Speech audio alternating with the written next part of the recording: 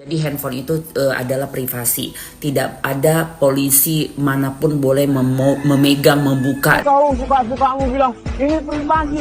Kebanyakan nonton film Hollywood kau itu. Privasi apa sih itu privasi? Nah, coba, di mana undang-undangnya? Coba buka. Enggak, kita adu data dulu. Adu data.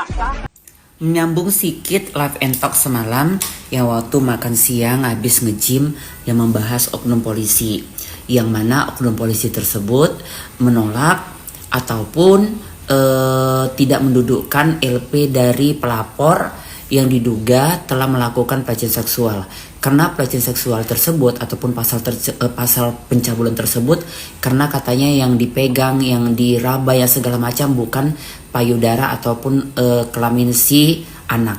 Nah, itu video di sebelah salah satunya juga bukti ataupun pendukung kalau sangat banyak oknum polisi, mau dia apa aja profesinya di jajaran kepolisian tersebut ya, khususnya penyidik lagi ya, yang selevel dia polisi viral aja bisa tidak tahu undang-undang, bisa tidak, tapi sok-sok mau berdebat, apalagi hanya seorang penyidik. Banyak penyidik itu hanya titipan dari orang tua yang perwira, makanya tidak tahu undang-undang.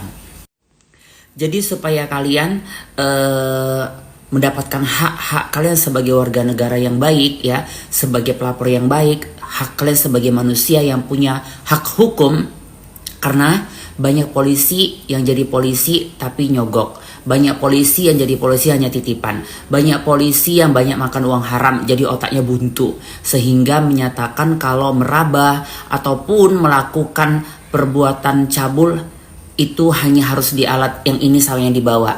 Itu konyol banget, konyol banget. Jadi kok meraba paha, mengkecup kening, memegang anggota tubuh yang lain selain payudara dan ini itu katanya nggak cabul. Itu konyol banget penyidik ya, konyol banget, bodoh banget. Jadi supaya kalian tidak dibohongi sama penegak hukum yang namanya polisi, kalian harus bersahabat dan minta bantuan sama penegak hukum yang namanya pengacara ataupun PH. Aku kasih nomornya, ini dia ya.